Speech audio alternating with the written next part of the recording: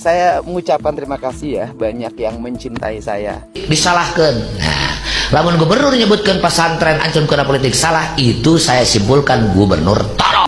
Yaitu gubernur tolol. Menanggapi pernyataan Ustadz Saceng Abdul Mujib yang secara terbuka menyebutnya gubernur tolol, Deddy Mulyadi, Gubernur Jawa Barat, memberikan respons yang terukur dan menarik perhatian publik. Alih-alih membalas dengan emosi atau melontarkan serangan balik, respons KDM, begitu ia akrab disapa, cenderung diplomatis, penuh syukur, namun tetap tegas dalam menjelaskan kebijakan publiknya. Deddy Mulyadi diketahui merespons melalui akun media sosialnya, menyampaikan rasa terima kasih atas julukan Gubernur Tolol tersebut. Ia menyatakan bahwa dirinya merasa dicintai oleh banyak pihak, baik yang memuji maupun yang mengkritik. Dan saya mengucapkan terima kasih ya, banyak yang mencintai saya. Mencintai saya, ada yang memuji, ada yang mengkritik. Yang mengkritik memberikan gelar pada saya, banyak sekali gelarnya. Dari mulai Gubernur Konten, Gubernur Lambe Turah, Mulyono Jilid 2, kemudian Gubernur yang mungkin ya dungu gitu kan. Kemudian yang terbaru ini juga ada lagi, saya tidak tahu apakah ucapannya ditujukan pada saya atau bukan, saya tidak tahu. Tetapi orang menanggapi bahwa ucapannya ditujukan pada saya, sehingga melakukan pembelaan yang luar biasa. Santai aja, nggak usah bikin ribut. Kalau ada orang yang mengkritik, tanggapi dengan rileks karena dia sayang sama saya. Yaitu gubernur tolol. KDM bahkan dengan lapang dada menerima julukan tersebut, dengan keyakinan bahwa lebih baik disebut tolol namun terus melakukan kebaikan bagi masyarakat. Ia menegaskan komitmennya dalam membangun transparansi anggaran pemerintah dan memastikan dana hibah, khususnya untuk yayasan dan pondok pesantren, digunakan secara tepat sasaran. Menurutnya, dana tersebut seharusnya dimanfaatkan untuk membangun sekolah baru, memperbaiki ruang kelas, dan menyediakan beasiswa bagi anak-anak kurang mampu, bukan untuk kepentingan pribadi atau kelompok tertentu.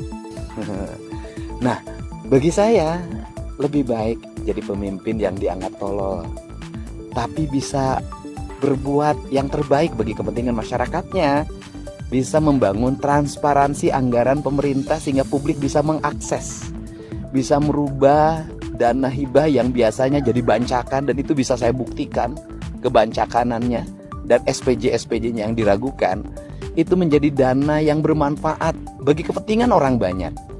Membangun sekolah baru, memperbaiki ruang kelas, memberikan beasiswa pada anak-anak yang dianggap miskin, dari keluarga miskin. Jumlahnya sekarang 12.600.